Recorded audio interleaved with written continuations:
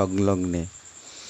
তো এখানকার যেখানে 15টা ফ্যামিলির বসবাস, সেইখানকার ঘরগুলো অলরেডি পানির নিচে, বন্যার পানির নিচে চলে গেছে। তো এখানকার মানুষের জীবনযাপন খুবই কষ্টসাধ্য হয়ে চলছে।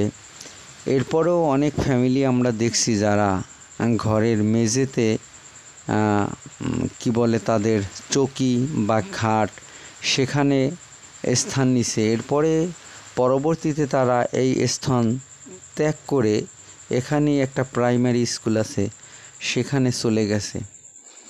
তো এই ঘরগুলোর চারিদিকে বাঁধ দেওয়ার কথা ছিল, কিন্তু বাঁধ দেওয়ার মতো সুযোগ পায়নি এখানকার প্রশাসন বা এখানকার জনপ্রতিনিধি। তার আগেভাগেই কিন্তু আমরা জানি যে বন্যা শুরু হয়ে গেছে। আর এই ঘরগুলো মাসখানেক আগেই এদেরকে দেয়া হয়েছে, কিন্তু এখানকার পরিস্থিতি খুবই ভয়ানক যে অলরেডি কিন্তু পানির নিচে অনেকগুলো ঘর চলে গেছে। এখানকার মানুষের বসবাস কিন্তু খুবই কষ্টসাধ্য হয়ে আছে, কারণ এটার এই ঘরগুলোর চারিদিকেই নদী, একদিকে শুধুমাত্র হাজিরহাট বাজার।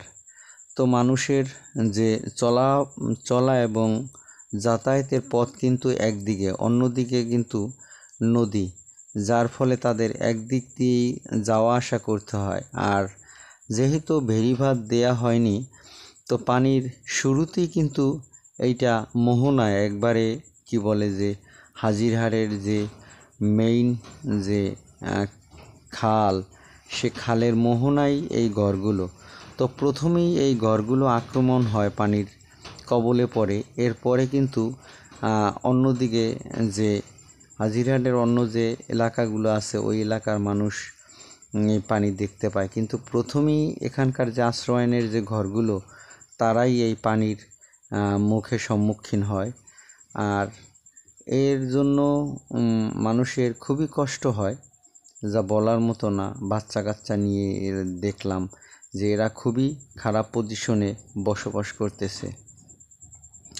তো এইটা যদি বন্যা শেষ হয়, তো শেষে যদিও সরকার এর